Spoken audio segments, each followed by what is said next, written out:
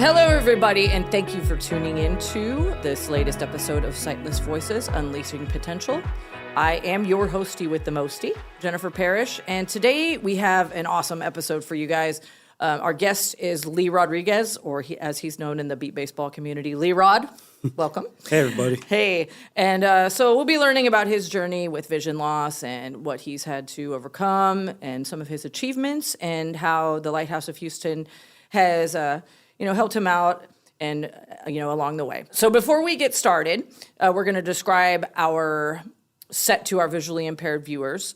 We're sitting in blue chairs with wooden tables next to us. We have a white brick background with blue lights and a neon lighthouse sign. All right, so let's get going here. So Lee, how's it going? It's going good. How are you doing? Thank you for joining us. Okay, so Lee, before we get started today with our topics, we just kind of want you to tell us a little bit about your journey with vision loss and, how it all kind of began for you. Okay. So I was born with my eye condition. My eye condition is retinopathy of prematurity. I was born 3 months early, so at 6 months. And I was a 1 pound baby. There's also a funny story to that, but I'm not going to go into that right now. But anyway, so I was in the hospital for at least 3 months until they were able to take me home. And at that time, my parents, they had no idea that I had a vision problem. So I don't know, I was around 9 months of age, and my mom took me for a checkup. And so they were checking my eyes, and for some reason, the doctor, he could see that I wasn't tracking. And so at that time, they called my dad back because he just dropped us off. They called my dad back, and they sent me to an eye doctor and ended up having emergency surgery. And so what had happened is I was, at that time, my understanding, I was totally blind. Wow. And so through that surgery, they were able to restore vision in my right eye. And so I'm total in my left. And from that point on, my vision has been stable. So the doctor who did that surgery for me was a rock star. Yeah. Because I just had my eyes checked, and it's in a stable condition. So right. I'm doing really well. That's awesome. Yeah. I mean, because we have blindness is such a spectrum, and you and I both have. We're born with our eye conditions, and there's so many people that have just lost it along the way. So that's, I feel like, we're kind of fortunate, if that's even a thing to say, sort of among the ranks of the visually impaired community, right? Mm-hmm. So yeah. Okay, so let's talk about your first interactions at the Lighthouse, because you were hanging out with us when you were young, right? Oh yeah, I was super real young. Yeah. So my parents, they just did what they were told. Fortunately, they got. I don't know if it was through the school district or from the doctor. I have no idea. I don't know how it started, but I started coming to the Lighthouse around 3 or 4 years of age, and through various programs. And, so I came, when I was a kid, I came here for Saturday programs and, all the different types of parties that they had. Yeah. So the Lighthouse has been a part of my life since an early age. As a teenager, I started going through the transition program, and that was an after-school program here at the Lighthouse. And so what really sticks with me about everything that I've been through is the Lighthouse has helped me with, just give me access to events, activities. It taught me new skills, but it's also impacted me when it comes to friendships and relationships. Mm-hmm. And so, I still have friends from 12 years of age. Yeah, so, exactly. When we would come here for the transition program, starting around, it was probably around the age of 14, it was like 2 days a week. And, we would just hang out at the Lighthouse. We would either do homework or go do activities, go swimming, go out in the community, go do things. And it was cool because, we were all bussed in here. And so we were able to develop friendships and relationships and things like that. That's awesome. So you guys, they bussed you from your high school to yeah. I did not know that. I was not aware of that. That's awesome. This is way back in the 80s. Though. Yeah. So it was really awesome, and so I still either know a lot of those people or am good friends with a couple. Yeah, at least one for sure. So it's just throughout that time, and then I've always going to the Lighthouse summer camp, and I started doing that when I was a kid. I remember. Again, back then it was different. 11 years, one of my favorite stories is I was 11 years old, and they would pick us up every day. So it was like a daycare, but the Lighthouse picked us up. That's awesome. Yeah, and they would take us home. And so one of my favorite memories from that is I was 11 years old, and our driver, she loved violent films. Yes. So That's so random. yes, it is random. It is random. So the thing God. is that she loved violent films, and so every day, every morning, she'd play their tape. And Yes. so she'd play that We're tape. not old. And man, it just stuck with me. So the whole van, none of us knew about violent films, but by the end of that Till summer, then. we were singing the whole tape all the way through. Oh my God. And it was just such a fun time. Yeah. You know? So it's like carefree and sense of community, right? yeah. Yeah. I mean, and like to have that experience, because I know like myself, when you're a young kid and trying to go through like public school, and, not all the sighted folks get it, right? Right. So to kind of have that community and, have friends with the same sort of infirmity that you do. Yeah. It's like, okay, this is, you can kind of relax, and that's off the table for a while. Mm-hmm. You know what I mean? Yeah. So what were some of your kind of personal goals and aspirations when you were young and doing all that stuff? Life has a lot of many twists and turns, sure does. So I just knew that, depending on how far down we want to go this road, but the thing is that I knew I always wanted to go to college. Yep. And I wanted to, that has its own story, but I wanted to go to college. I wanted to get a good job. I wanted to be independent. Sure. I wanted to be able to have a family one day. Mm-hmm. But, even then it was unsure of, bringing a child into this world. Yeah. And then, when you meet someone and, you have shared goals and you have shared, just wants. Yep. And ultimately, Life goals. it ended up having one child. Yep. And so, but just so many things. Just wanted to be as independent and be as successful as possible. Yeah, whatever that looked like, right? Right. Yeah. Yeah. That was the scope when I was young. Yeah. And you and I were kind of talking off camera before we started about, just kind of, people sort of think that our lives are so calculated, and that we have to just like, oh God, what's the next move? What are we going to do now? Well, oh my gosh. And that's not necessarily true for everybody. Right. Your quote was trial by fire, and I like that because that's accurate. So let's talk about some specific kind of, and I know this is a broad topic, but just kind of whatever you feel like stands out for you is specific obstacles faced during education and employment. Okay. Well, when it comes to education, it's sometimes it just comes down to believing in yourself or having someone believing in you. Yes. And so, vision services, I had all kinds of special education services growing up in school, but looking back, I understand that their intention was supposed to be good. They were trying to allow me to learn and grow and be the best that I can be. But sometimes in delivery or execution, it didn't happen that way. And that opens you up to other things, from other peers or students or just circumstances. And sometimes things are good, sometimes things are bad. Yeah. But ultimately, it's challenges that you may face sometimes, and it's overcoming them. Yeah. And I guess going back to what I was saying about having someone believing in you, when I was in middle school, I was struggling a little bit. Yeah. And so whenever, I was having trouble in math, and then, I got a little behind in English, and ultimately in my 8th grade year, they put me in remedial classes. Mm-hmm. So I just, you just keep going, right? You just keep pushing. And so, I graduate middle school, and then I get to high school. And so what happened there is they immediately put me in remedial math, which was pre-algebra at the time. Mm-hmm. And all my other classes were regular. So after the first 6 weeks, my English teacher, her name was Miss Rodriguez. and so she pulls me aside. She says, "Hey, I want to talk to you." I said, "Okay." And she says, "Look, I see, you're doing really well here. I want you to go to my honors class."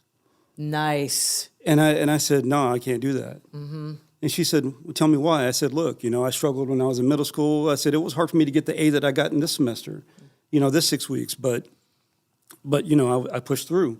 Yeah. And she's like, "Look, I want you in my honors class. I want you to try." I said, "Okay."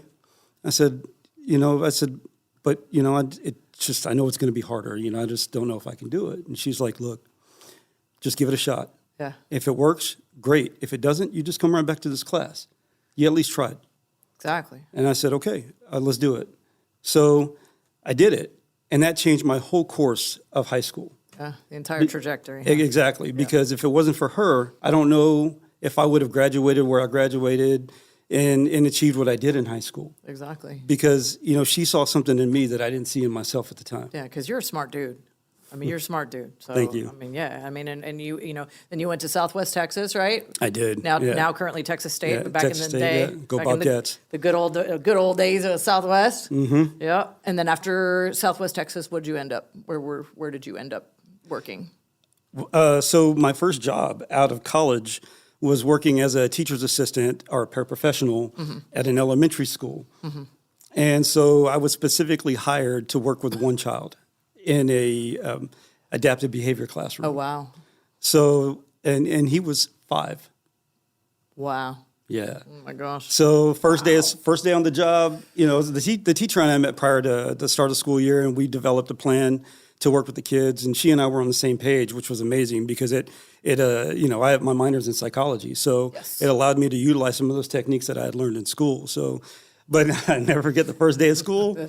I got kicked in the private area. That's real life. I got spit in the face. I got punched in the face. I got cussed out. Holy moly. And this was by a 5-year-old. Wow. So, that'll bring you down a few notches, huh? Well, it was, they told me it was coming. Yeah.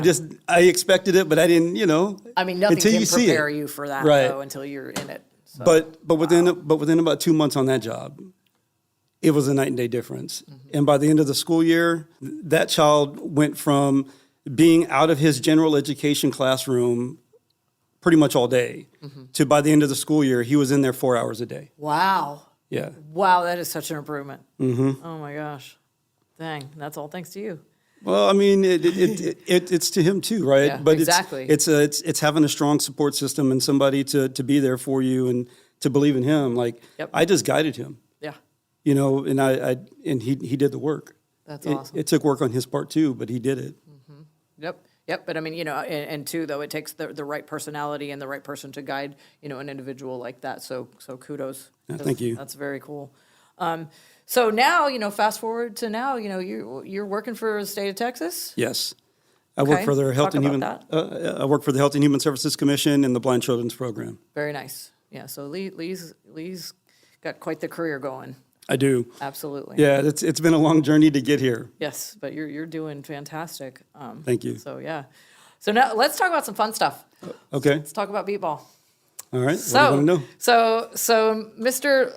Rodriguez here, or Coach, should I say? Yes, Coach. Yeah. So Coach Rodriguez, or Lee Rod, as we all like to call him. Lee is currently the coach of the Bayou City Heat, which is one of the Houston teams for the National Beat Baseball Association. So let's just talk, because a lot of viewers might know, but some people may not. Let's talk about what beat baseball is and kind of describe it in detail. Okay. Beat baseball is adaptive baseball for people who are blind or visually impaired. And so on the field, it's a team of 6.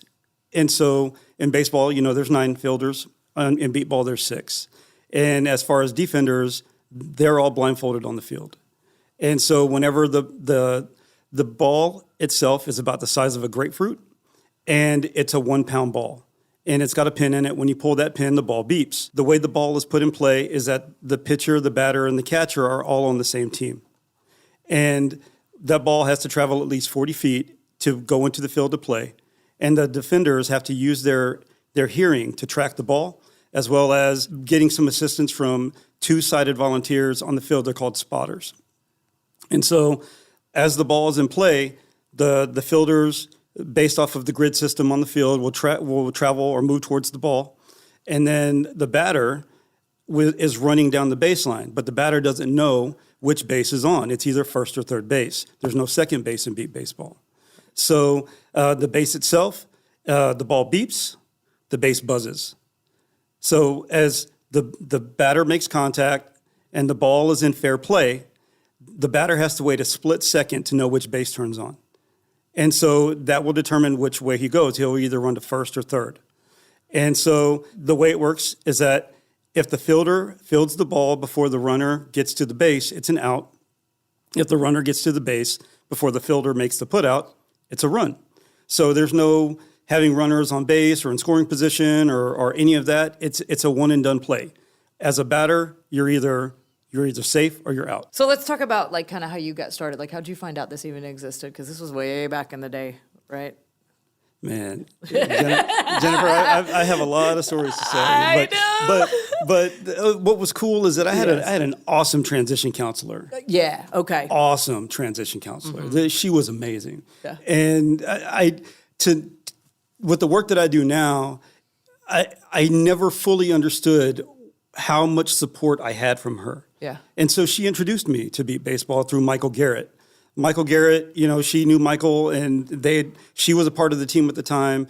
And she brought out myself and another friend of mine. His name is Daryl. Yes. And so we were both 15 at the time.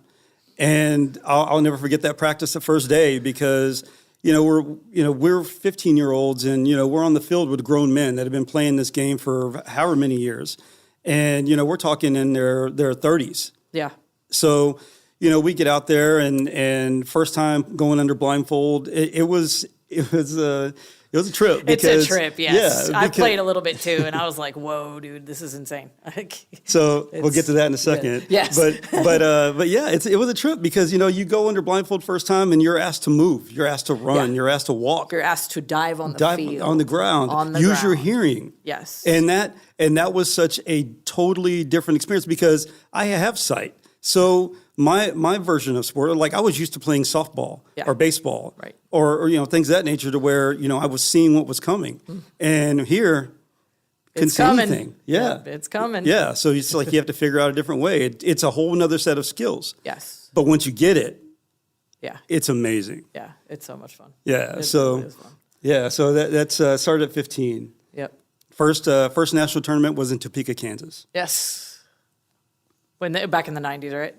Late 80s, 88. Late 80s, okay. Yeah. And then you took a hiatus for a while and then came back in 2002, right? I did. I quit for 10 years. Yeah. I came back in 2002. Can't quit. Yeah. Can't stop, won't stop. No, exactly. Well, I haven't stopped ever since 2002, that's for sure. That's for sure, yes. Taken on a lot of different roles. And hey, 2002 was a big year. Yes, it was. I came back at the right time. Yes, you did, because I was on that team that year, and we won the national championship. We won the national championship that year. In Chicago, yes, we did. And that was some long fighting days, boy.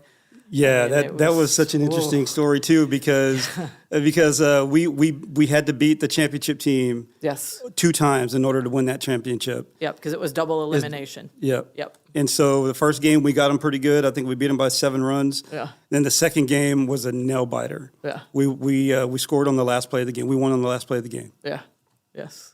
I remember that tournament, man, because I wasn't that good, but I got one game winning put out during the last part of it, and I was so proud of myself. I was like, okay, I have arrived. Yeah, I mean that tournament's always going to be special for me because I was able to play ball with some longtime friends, and then I got to meet you, and I got to meet John, and and got to play ball again with Daryl, and got to meet a bunch of new people that are still in my life today. Exactly. So that tournament is super special for establishing relationships and support systems and just being physically active and hey, we won. We won a national. So awesome. We won the World Series. Yes, we did. I'll never forget that. It was so fun. Yeah. I've been wanting to kind of put beatball onto the podcast and kind of make people aware of it, just because. And now are correct me if I'm wrong, but they're trying to make it a Paralympic sport. Is that correct? So I don't know all the specifics regarding that. Okay, but, sure. So what I've understood, and it could be different now, but what I've understood is the reason why there's a holdup in making it a Paralympic sport is that there was too much involvement from sighted volunteers in order to make the players be successful. I see. Okay. That's why goalball is a Paralympic sport and blind soccer is a Paralympic sport because they shout instruction from the sideline, but the players are on the field doing the work. Right. So that's the big difference. Whereas in beatball, in order to hit the ball, you have a sighted pitcher and catcher. And then in order to field, you use your hearing to field, but it helps to have a sighted spotter on the field in order to give you a direction. Hey, so in terms of the Bayou City Heat, currently, you guys got a lot of cool stuff going on, right? Yeah, we do. We just got done with the World Series back at the end of July in St. Louis, Missouri. So for beatball, we travel the country in order to play. So this year at the World Series, we got 5th out of 20 teams. Yeah, so we're right there on the cusp. The top 4 teams are strong, but we're there. So we had a lot of great things come out of this year. Not only getting 5th place at the World Series, but we have 4 All-Stars on our team. and which they're going to be showcased at the All-Star event in San Antonio next weekend, as well as we had a Rookie of the Year on our team, Rookie of the Year, and so that kid is amazing talent. You want to shout him out? Yeah, Noah Finney. Woo! Yeah, Very nice. that kid, he's great. He had a heck of a year, both offensively and defensively. So I'm really proud of him, and he's only going to get better. Nice. Shout out to Noah. Oh, Congratulations. Yeah. Keep So going. his family has come in, and they support him. Man, they got his back. So he's got a great support system at home, and we've taken Noah in, and he's part of the Heat family now. Very nice. So amazing kid, amazing young man. Yes. Please say that. Amazing young man. Yeah, so very proud of him. And this weekend coming up, we're going to be in Tyler. We're going to participate and go defend our belt, which the trophy is a championship wrestling belt.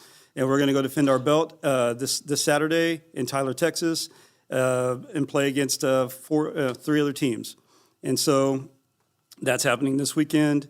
And after this, it's a little bit of a hiatus, other than the All-Star game that's being put on in San Antonio. And then the season's going to, resume about March of next year. We start practicing again March of next year. But coming up, we have a lot of fundraising events that we're looking into. And one of them is going to be in February. We're going to be doing a bowl-a-thon. So that Cool. We'd like to have people come out and support our team and just come hang out with the players and have a good time. So regarding our team, it takes a village, and we have a lot of great support and volunteers on our team. If it wasn't for them, we wouldn't be able to do what we do.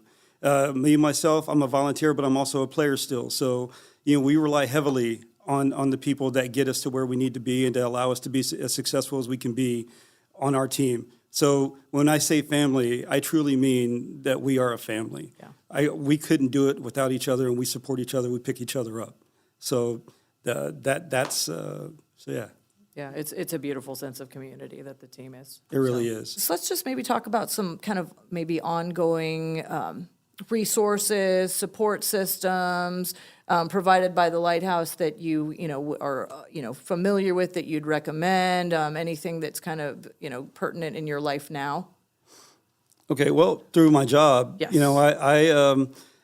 It's my job to link families with community resources and outlets. And so what's been great about the Lighthouse, especially over the past 3 years, is that they have brought back a lot of the events that they had many years ago. Yes. And so that's one of the things that my families tell me a lot is that, hey, we want to meet other people with disabilities, or meet new families, or make new friends, and just get out and do stuff. So I know that a big event every year is the Beeping Easter egg hunt. Yes. And so I've had many families come out to that event, and they always walk away with positive things to say, whether they've had a great time or how it felt great to be around other families that are going through similar situations. And so, what I've also found is that a lot of the families attend a lot of the events, so they get to see each other on a fairly regular basis. Yes. And so, I just saw last night that the Lighthouse is putting on a Halloween carnival this year. Yes. Yeah, we were just discussing that with our previous guest. Yes, they are. Yes. So, I'm about to call up my families and let them know that that's coming up. That's so awesome. Yeah. Well, cool. But yeah, outside of that, when it comes to adult programs, they recently, earlier in the year, they put on the wine tasting event. Yes. And I know that there are other things that, happen. I may not get to make everything. We got a lot going on. So yeah, absolutely. But, I do like to get out there. I've heard there's a bingo night, right? Yeah, there's a bingo night, and there's talk of them doing something over the holidays. Stay tuned for that. I don't know if I'm supposed to divulge that information yet. But breaking news. Breaking news. You got it right here, folks. But anyway, so no, but there's so much in the works. There's so much on the horizon. We're doing so many things, and like you said, the wine tasting and just events that kind of re-invoke that sort of community and things, and kind of how it was back in the day, for you, and just everything's kind of starting to come full circle again. And it's so cool to watch it happen. And it's so, cool that, you're a part of it. And a lot of these, us old timey people are a part of it. He's like, speak for yourself. Well, look, the Lighthouse has been a big part of my life. Yep. Whether that's through, my first job was through the Lighthouse. I was a summer camp counselor here back in the 80s. That's right. So I did that. I worked at contract jobs with the Lighthouse at the IRS buildings in Houston, both of them. And, I've met a lot of great people that are in my life today that through the Lighthouse. Yeah. That if it wasn't for the Lighthouse, I wouldn't have met some of these people. Exactly. So I can't speak highly enough of the impact the Lighthouse has had on me. As y'all know, I'm the manager of business services here at the Lighthouse of Houston, and I'm responsible for some contracts. Couple of them, 7. And Lee has, happened to, in prior years, work on one of these contracts for the IRS. So, Lee, let's talk a little bit about just, kind of how important it is for people to, kind of seek employment, seek it out. Being independent is at the forefront, right? Like for me, I've always wanted to be independent. I wanted to be on my own. And in order to be able to do that, you have to have a job. You have to be able to develop new skills in order to either obtain personal growth or professional growth. And ultimately what you always want to do is try to build on that as much as possible. Again, with trying to be as successful as possible. So, back in 2006, I was getting back into the workforce because I took a little bit of time off to take care of my son. So reached out, a friend of mine told me about an opening at the mailroom at the IRS building off of South Gessner. And so I reached out to Sheila at the time, her name, Sheila Moran at the time. Sure. Mm-hmm. And so Sheila and I had a conversation, and she hired me. Yeah. So, it was initially to work with someone that was already established there, and it was to just go in and help out. So I started, and back in January 2006, and I'll never forget it. It was like the second day on the job, and we had an inspection, and I had no idea what to do. But, I rolled with it. Yeah. I looked for all the documentation that they needed, pulled up all the records that they needed, and, just tried to work through it as much as possible. Back then, unfortunately, I cannot remember her name, but she worked for the Lighthouse, and she was able to come out and help me look for the things that we needed and to just get through the inspection that day.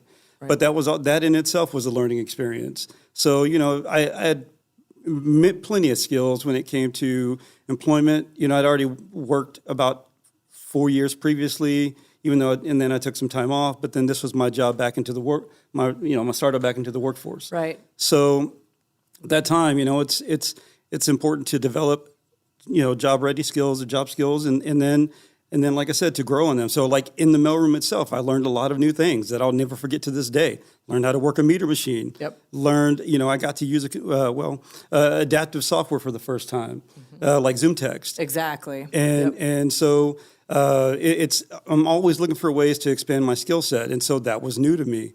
And then, it was just learning the processes in the mailroom. And once you get them down, they were pretty easy. So, once we got everything rolling, it was smooth sailing after that. It was good. And then,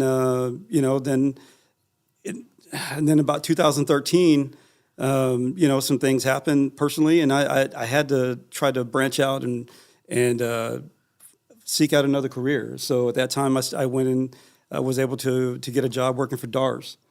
Exactly. And then that job transitioned into working into the Blind Children's Program around 2014. And so I worked with them for almost 2 years, and then I had to take a break again for personal reasons.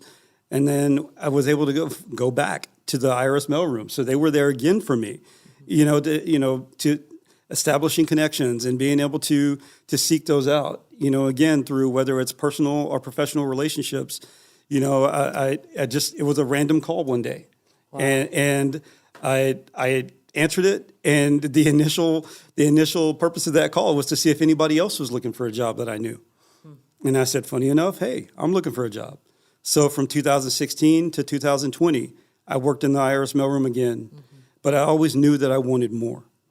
I wanted to do more, and I knew I was capable of more. Right. So that's, again, going back to contacts. Yep. At that time, someone from the Blind Children's Program reached out to me again and said, hey, we have a position open.